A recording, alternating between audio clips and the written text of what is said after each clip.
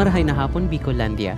Narito ang latest update tungkol sa lagay ng panahon ngayong March 12, 2026, alas 5 ng hapon dito sa Kabikulan.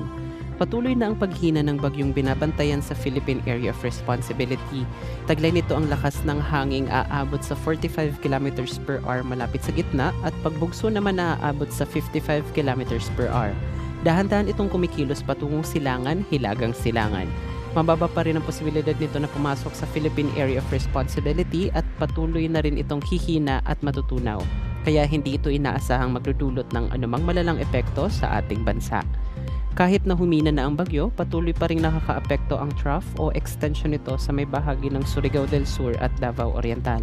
Bukod dito, patuloy pa rin nakakaapekto ang northeast monsoon o amihan sa Luzon at Visayas. Localized thunderstorms naman ang mararanasan sa bahagi ng Mindanao. Dito sa Bicol Region, asahan ang maaliwalas na panahon na may bahagyang maulap na kalangitan. May tsansa rin ng mga isolated o pulo-pulong pag-ulan dulot ng northeast monsoon o amihan. Magtungo naman tayo sa kondisyon ng hangin at karagatan. Mararanasan natin ang katamtaman hanggang sa malakas na ihip ng hangin na magmumula sa hilagang silangan.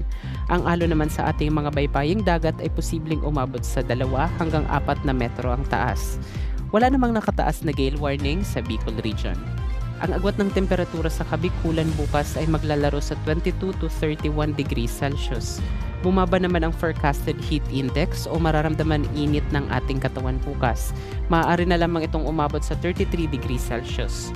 Bumaba man ito, inaabisuhan ko pa rin ang lahat na mag-ingat, uminom ng maraming tubig, huwag masyadong magbilad ng matagal sa araw, at magdala pa rin ng payong o magsuot ng sombrero kung kailangan lumabas. Ang araw ay sisikat bukas ng alas 5:55 ng umaga at lulubog bukas ng alas 5:56 ng hapon. Para sa pinakabagong ulat ng panahon at advisory sa Kabikulan, tumutok lang dito sa ating FB page o di naman kaya sa official page ng Pag-asa Southern Luzon. Ito po ang inyong Bicolano meteorologist, Ralph Bismonte.